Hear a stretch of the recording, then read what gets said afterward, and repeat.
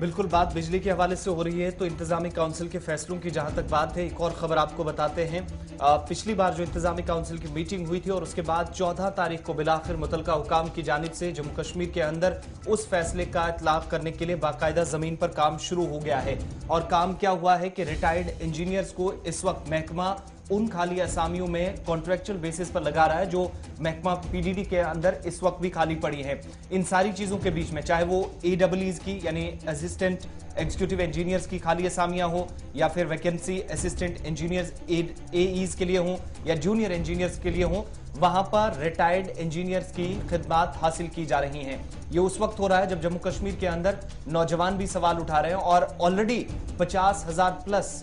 जो इस वक्त ऐसे नौजवान जम्मू कश्मीर के अंदर हैं जो ग्रेजुएट हैं, इंजीनियरिंग कर चुके हैं, लेकिन उनके पास रोजगार का कोई जरिया नहीं है। वो इस फैसले पर सवाल काफी ज्यादा बड़ा इंपॉर्टेंट ये है जी, ये सवाल इसलिए भी आज और ये खबर हमने बैक टू बैक इसलिए भी ली क्योंकि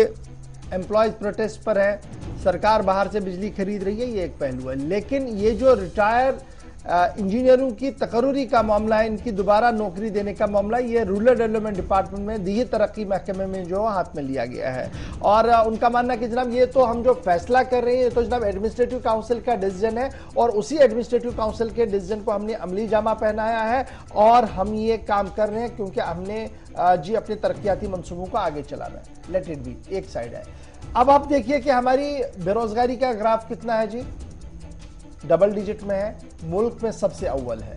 यानी at the end of the year हम on the top of the list है। पहले 3 रियासतों में हम आएंगे, पहले नंबर पर हम हैं जहां पर बेरोजगारी की शरह ज्यादा है। और कल ही हमने आपको बताया था इसी प्रोग्राम में कि ग्रेजुएट, पोस्ट ग्रेजुएट और इंजीनियरों की तादाद हमारे पास कितनी और हर साल कितने हजार लोग जो है वो इंजीनियरिंग करके आते हैं। और उस पर सरकार का ये फैसला है कि हमने जी रोक लगा दी है क्योंकि फाइनेंशियल इंप्लीकेशन और 10 तरह की परेशानियां हैं, इसलिए अब हम रिटायर एम्प्लॉय से काम लेंगे। यहां हमने 50,000 देने थे एक एम्प्लॉय को, यहां 30,000 में हम 2 एम्प्लॉय लगा के काम चलाना चाहते हैं। ये एक नया मंसूबा लिया गया। इससे क्या हुआ? इससे यह हुआ कि जो लोग पढ़े लिखे नौजवान थे जिन्होंने मुल्क भर के कॉलेज में जाकर अपना पसीना बहाया इस उम्मीद के साथ कि वो बाहर आएंगे और नौकरी रियासत के अंदर करेंगे, रियासत के बाहर अपनी खिदमत अंजाम देंगे, तो वो रियासत के बाहर तो आ सकते हैं लेकिन अपनी रियासत के अंदर वो नौकरी करे, उसके लिए तमाम तर दरवाजे जो है वो बंद कर दिए गए हैं एडमिनिस्ट्रेटिव हुक्मनामे के तहत। और रूरल डेवलपमेंट डिपार्टमेंट की जहां तक हम बात करें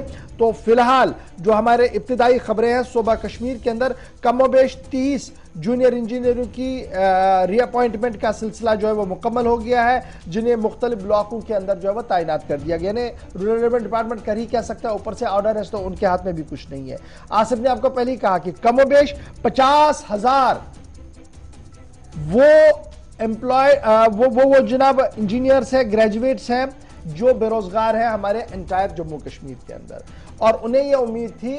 कि जनाब यहाँ चाहे आरडीडी हो, चाहे पीडीडी हो, चाहे टूरिज्म डिपार्टमेंट हो, तो इंजीनियरिंग डिपार्टमेंट विंग्स हर जगह है, अपना रूरल अपना आरएंडबी है या दीगर डिपार्टमेंट्स है, तो कहीं ना कहीं वहां पर रास्ते जो है वो खोले जाएंगे और वहां पर आहिस्ता आहिस्ता करके उन्हें अकोमोडेट किया गया। पहले सेल्फ हेल्प ग्रुप्स बनाने की बातें कही गई, फिर उसको वॉश अप किया गया और वो बेरोजगार हो गए जी in one go of the order. अब ये जो दूसरा सिलसिला चलाया गया है, इससे कमोबेश 50,000 नौजवान जो है इस वक्त ज़हनी कोफ्त का शिकार हो रहे हैं। और सवाल यही पूछा जा रहा है इंतजामिया से कि सरकार अवाम के लिए काम करती है या अपनी सहूलियत के लिए काम करती है, क्योंकि इस वक्त सवाल नौजवानों का है। और 50,000 नौजवान अगर मुहतात अंदाजे के मुताबिक लिया जाए, 50,000 नौजवानों को जो इब्तिदाई फिगर्स आ रहे हैं, कमोबेश से ज्यादा भी हो सकता है, इससे कम भी हो सकता है, लेकिन एक कम से कम फिगर बताई गई है 50,000 ऐसे नौजवान हैं जो इंजीनियरिंग है,